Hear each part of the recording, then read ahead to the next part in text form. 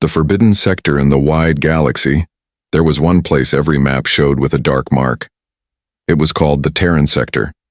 Most traders, explorers, and even pirates were warned never to cross into that space. Rumors followed it like shadows. Some said fleets had vanished there. Others said humans were strange creatures who fought like no other race. But to many alien leaders, these were just stories, old warnings told to frighten children. Admiral Corval of the Zenari Empire was one such leader. Tall, armored in scales that glittered like silver, he stood before his officers and laughed at the very idea of primitive humans. "Ghost stories," he said. "We are the Zenari. We command thousands of worlds, and we are told to fear one small blue planet? Ridiculous." His crew cheered. They trusted him, and they trusted their massive warships, 10 great carriers, 100 cruisers, and countless fighter wings. The Zenari Armada was a wall of firepower enough to crush. Whole civilization's warning still came. A Kalari trader begged the admiral to turn back. "Do not go near the Terran sector. Ships go in. They do not come out." Corval sneered. "Then we will be the first to return, and we will bring Earth's spoils back to our empire." The fleet entered the forbidden zone. At first, everything seemed normal. The stars burned bright and the void stretched endless. But then, scanners failed. Long-range sensors known to pierce black holes now gave only static. Communication between ships grew weak. Lights flickered across the control decks. "Something is wrong," one officer whispered. Corval dismissed him. "The humans are backward. Their weapons are simple. We will show them the power of Zenari science." But deep in the dark, human eyes were watching. Hidden satellites disguised as rocks tracked every movement. Silent codes flashed across the void. Small, fast craft, barely visible, shadowed the massive alien fleet. The humans did not rush. They were patient.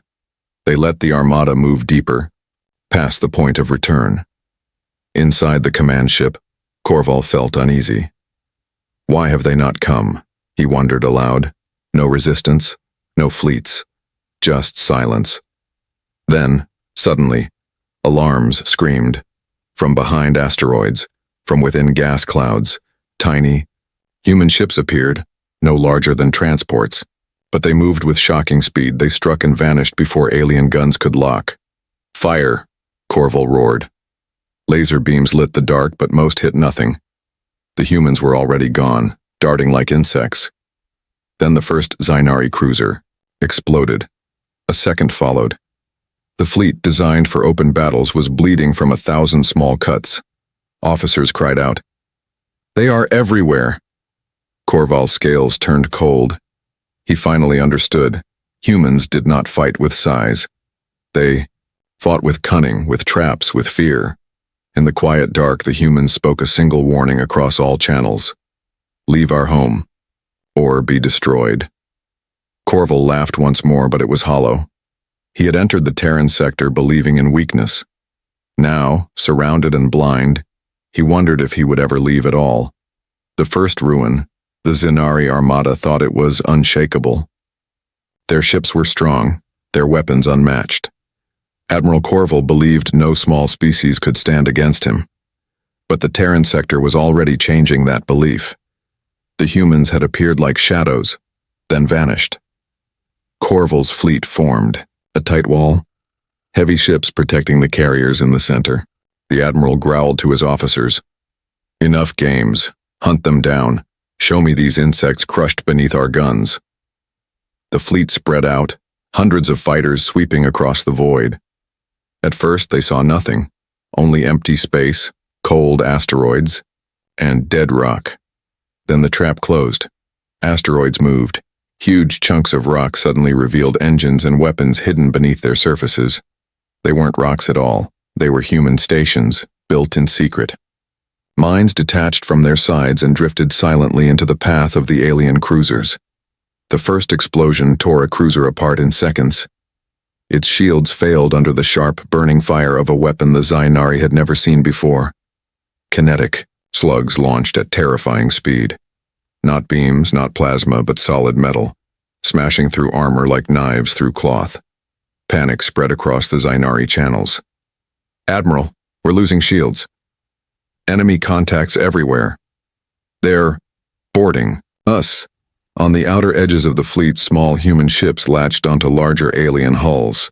They cut their way inside, releasing squads of armored soldiers. Humans fought up close with brutal, simple weapons. Shotguns, blades, explosives. They had no elegance, no shining technology, but they killed quickly and without hesitation. Korval slammed his fist onto the command table. "They are primitives, hold the line." But the line was already breaking. The Zenari fighters tried to swarm the humans, yet the humans moved too fast.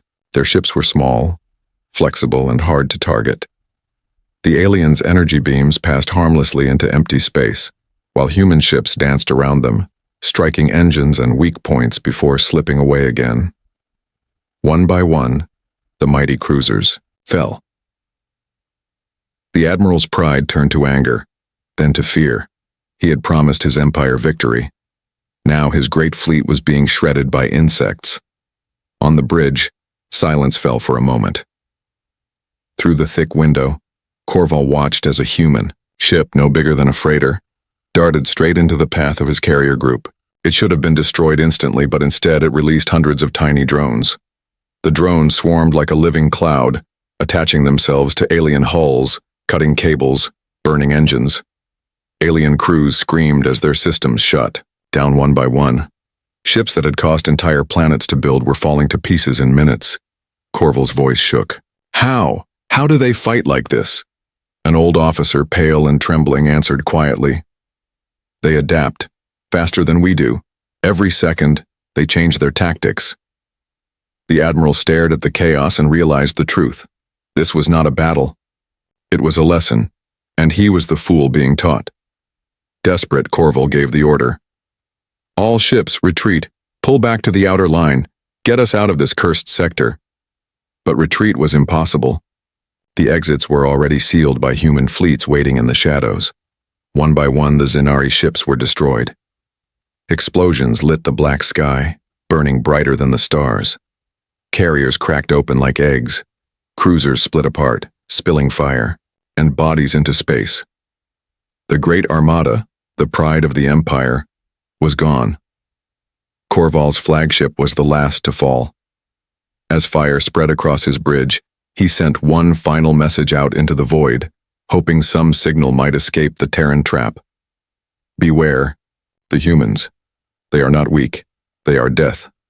Only one small scout ship managed to flee, a single survivor carrying the tale of ruin back to the wider galaxy. And with that, humanity had made its first mark on the stars. The Council's arrogance, the story of the ruined Zenari fleet, spread faster than light. Traitors whispered it in the dark corners of spaceports. Soldiers told it in quiet voices, afraid the humans might hear. Whole planets trembled. The message from Admiral Korval, "They are not weak, they are death," shook many to their core, but not everyone believed. In the shining city of the Galactic Council, leaders of dozens of empires gathered. Their chambers were built from crystal and metal, floating above a world that had never seen war. It was said the council chamber was a place of reason, but that day it was filled with pride and arrogance. Representatives argued loudly. Some were pale with fear, their voices urgent. "We must not provoke the humans further," one said. "They destroyed the Zenari Armada without losing a world. That kind of strength must be respected." But others only sneered. "Respected? They are nothing but savages. They hide behind rocks and shoot metal slugs. That is not strength. That is cowardice." "Exactly," another agreed. "The Zainari fleet was careless. If a true armada is sent, the humans will be crushed." The chamber filled with laughter, but the fear did not vanish. A small insect-like envoy raised her voice.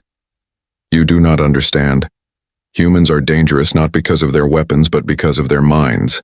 They learn. They turn weakness into strength. We must leave their sector alone." She was shouted down. "They are a young race," one counselor said proudly, "and young races must be taught their place." At the far end of the chamber, the high speaker, a towering being of gold and light, finally spoke. His voice was calm, but sharp. The Zenari fleet is gone, this is true. But one defeat does not prove the humans are invincible. We cannot allow a minor world to frighten the galaxy. We will send another fleet, a larger one, a true test. Gasps filled the air. Some counselors protested, but most nodded. Pride was stronger than fear. The decision was made. The next fleet would not be a mere expedition. It would be a hammer, forged from the might of the Council's combined navies. Hundreds of warships from many empires. New weapons, stronger shields, the best admirals. The Council believed this would end the question forever. Meanwhile, on Earth, humanity listened. They had intercepted Council messages. In hidden command bunkers and deep space stations, human leaders studied every word. They are coming again, a commander said. Good, replied another. We learned much from the first battle. We will be ready. They did not celebrate, they did not relax. They worked. Humans repaired their ships, built new weapons, and studied alien tactics. Every scrap of knowledge from the Zenari battle was turned into a lesson. While the Council laughed at primitive humans, those same humans were already preparing for the largest war in their history. Back in the chamber, one counselor gave a final warning. If this second fleet falls, there will be no stopping them. The galaxy will know fear. But his voice was drowned by cheers of arrogance. The Council declared, the humans will be broken, their world will burn, the Terran sector will belong to us. Far away, under the quiet stars of Earth, humanity waited. They did not fear the coming storm, they sharpened their blades, they set their traps, and they whispered to one another a single promise. Let them come. The second ruin, the second fleet was nothing like the first. It was larger, heavier, and deadlier. Hundreds of warships drawn from many empires now sailed together under the Council's banner. The fleet's flagship, the Imperial Dawn, stretched 3 kilometers long, glowing with energy. It was said that nothing in the galaxy could stop it. Admiral Valar, chosen to lead, was cold and cunning. He had studied the humans carefully. They fight with tricks, he told his officers. We will not fall for the same ambushes. This time we will crush them with discipline. The second fleet entered the Terran sector with weapons ready, shields raised, and fighters deployed in tight formation. They expected a battle. They expected humans to leap from the shadows. But the shadows were quiet. Hours passed. Days. Nothing. Some officers grew uneasy. Admiral, perhaps the humans are afraid. Valar shook his head. No, they are waiting. They always wait. He was right. The first strike came without warning. An asteroid field on the edge of the sector suddenly came alive. Hidden railguns, disguised as drifting rocks, unleashed storms of metal. The Zenari had called such weapons primitive, but to the second fleet they were death. Armor cracked, engines died, ships spun helplessly as the rail slugs tore through them. But this time the aliens were ready. Return fire, Valar shouted. The fleet's massive energy beams burned through the asteroid defenses. Human guns fell silent one by one. The Admiral smiled. See? They are only cowards hiding in stone. But his smile did not last. As the fleet celebrated its first small victory, human ships appeared. Dozens of them. Then hundreds. Not big warships, but fast, small craft that darted in like wasps. They swarmed around the Council fleet, targeting weak points again. Hold formation, Valar roared. Do not break. Keep shields overlapped. The fleet held. The alien shields glowed with power, layer upon layer protecting the massive ships. Human weapons struck again and again, but the walls held. For a moment, it looked like the Council might win. Then the humans changed. The tiny craft split apart, releasing clouds of drones, smaller than a fighter, faster than a missile. They flooded over the shields, attaching themselves to hulls like parasites. They chewed through engines, drilled into weapons, cut power lines. Whole warships went dark, powerless in seconds. The aliens panicked. Some captains broke formation. trying to shake the drones off. The moment they moved, the human trap closed. Waiting in the black were gravity mines, devices that bent space itself. Ships that strayed too far were pulled into deadly orbits, colliding with each other or dragged into drifting rocks. Chaos spread. Valar slammed his fist into the console. "Fools! Hold together or we are finished!" But no one listened. Too many voices screamed at once. On Earth, hidden command bunkers watched the battle unfold. Human commanders studied the alien moves in real time, adapting instantly. Shift drone swarms to Sector 9. Send boarding pods into the crippled destroyers. Do not let them escape. It was not just war. It was a hunt.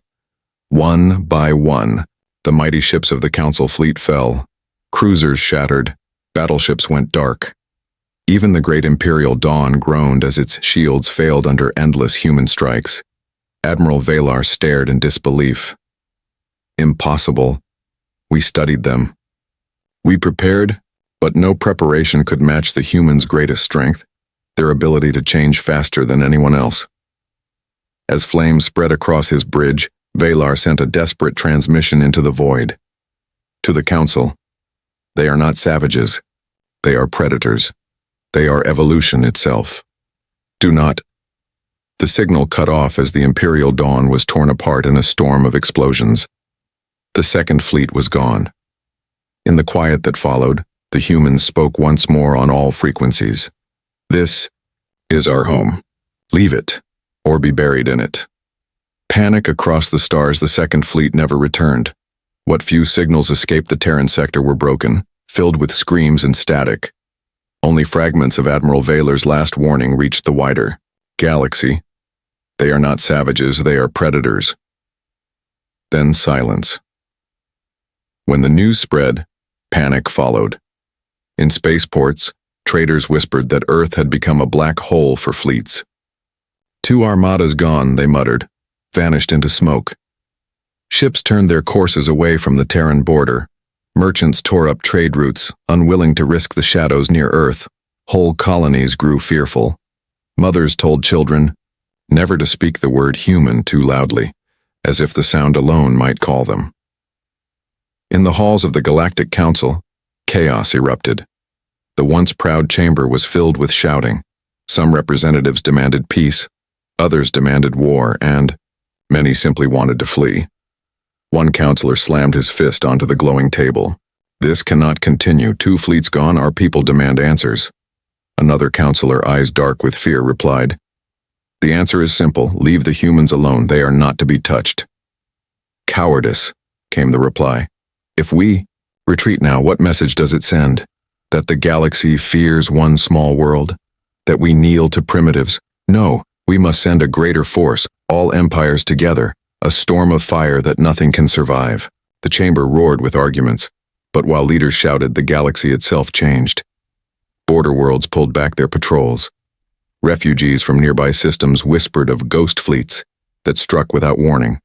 Pirates vanished, afraid of stumbling too close to Earth. And everywhere the same question rose. If humans could destroy 2 armadas, what else could they do? On Earth, the humans listened. They had spies in the Council, stolen channels in the enemy's networks. They heard every debate, every insult, every plan. A human commander sat in a deep bunker, staring at the glowing map of the stars. "They will come again," he said softly. Another officer nodded. "And we will be ready, stronger than before." For humanity, there was no panic. There was only preparation. Factories roared day and night, building new ships.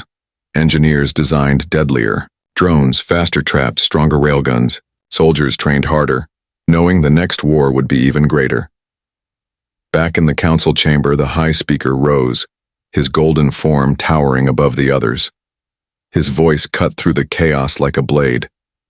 "The humans cannot be allowed to stand. They have humiliated us twice. If we show weakness, the galaxy will fracture. Every young race will rise against us. We will lose our power." Silence followed. The chamber waited. The high speaker spread his arms. Then let us assemble the greatest armada in history. Thousands of ships, every empire contributing its finest. This will not be a fleet, it will be a storm, and the storm will fall on Earth. Some cheered, desperate to cover their fear with pride. Others shook their heads, knowing in their hearts what this meant. But the decision was sealed. The galaxy would march to war again. Far away, on the quiet blue planet, humans watched the stars and whispered the same words they had spoken before. Let them come. The last ruin. The galaxy had never seen such power gathered in one place. The Third Fleet was more than a fleet. It was an ocean of steel and fire. Thousands of warships from every major empire sailed together. Carriers, battleships, destroyers, cruisers, all shining with new weapons and fresh pride. They filled the stars like a storm cloud, blotting out the light. The council called it the final Armada. Leaders declared, this time the humans will burn. This time, the Terran sector will fall. But humanity was ready. They had seen the signs, heard the council's plans through stolen signals. For months, Earth's factories thundered. Stations in orbit grew larger, their hidden weapons sharper. Colonies beyond the Sol system added their strength. Even old Earth war machines, rebuilt and reforged, waited in silence. When the storm came, humanity stood unshaken. The Armada entered the Terran sector with shields raised, guns hot, and confidence high. Admiral Threx, commander of the fleet, shouted across the channels, "We will wipe these insects from history. Forward." The first clash came near Jupiter. From behind its great storms, human fleets appeared, small compared to the alien giants, but fast and merciless. Railguns roared, drones swarmed, and boarding pods streaked toward the enemy lines. Alien ships opened fire, filling space with burning light. The battle was chaos. Hundreds of ships fell on both sides. Human craft darted between alien beams, striking engines and weak points. Alien battleships fired back, destroying dozens of human ships in single blasts.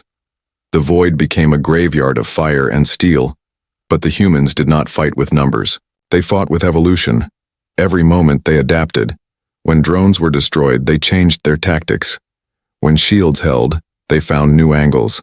When fleets faltered, they shifted formations. The aliens fought with pride.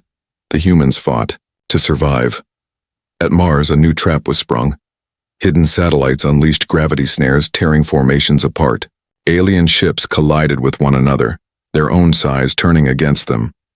Human boarding parties swarmed the disabled vessels, turning enemy guns back on their masters. Admiral Threx roared in rage, "Do not fall to fear. We are the Council. We are power itself." But power meant nothing against a storm that learned every second. Hours turned into a full day of war. Thousands of ships burned. The great carriers of the Council cracked open, spilling their guts into the void. Even the massive battleships, said to be indestructible, fell one by one under human strikes. At last, the Imperial Crown, the fleet's command ship, stood alone in the burning dark. Its shields flickered, its engines screamed, and Admiral Threx's voice was filled with disbelief. They cannot be stopped, not by numbers, not by fire.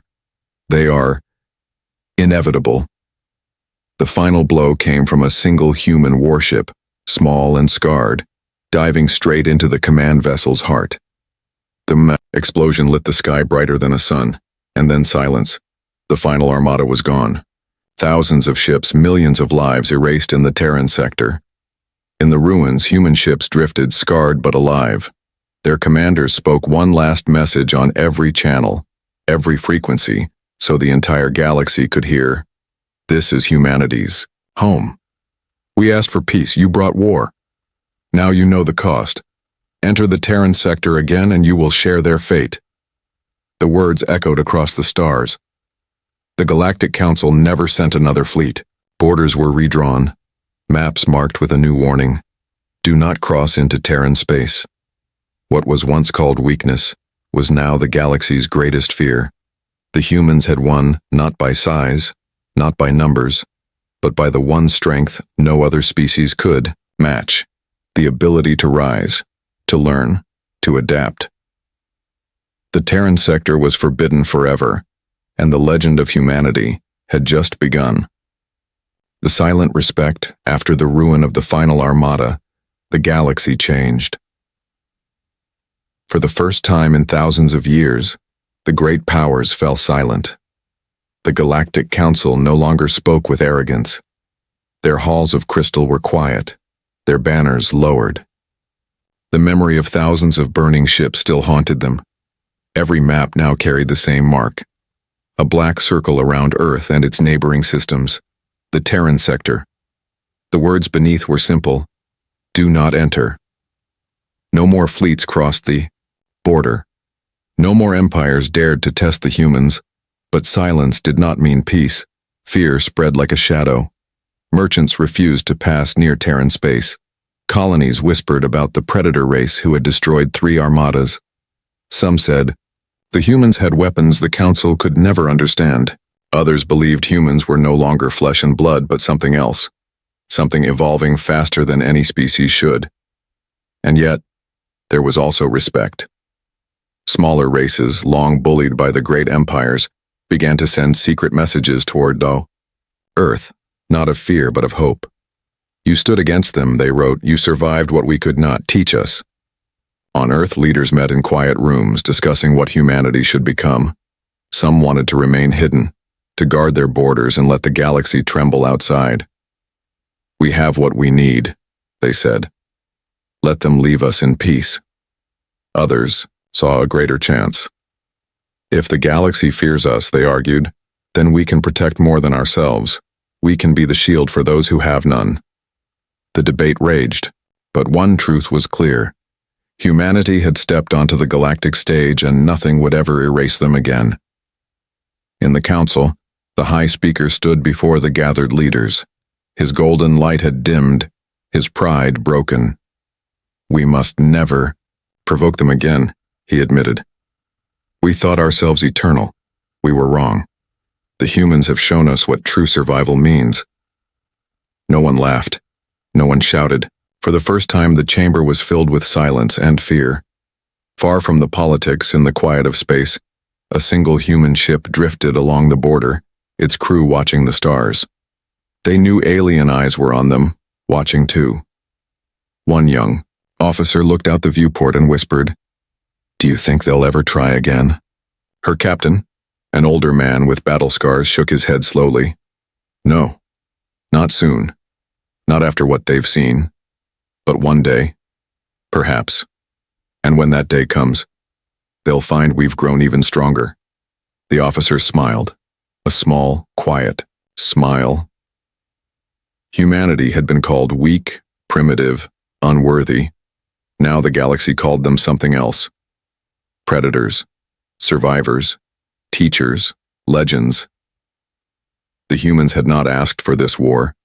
They had only defended their home. But in doing so, they had won something greater than territory or power. They had won the galaxy's silent respect. And beyond that silence, in the endless dark, new stars waited. The story of humanity was only beginning.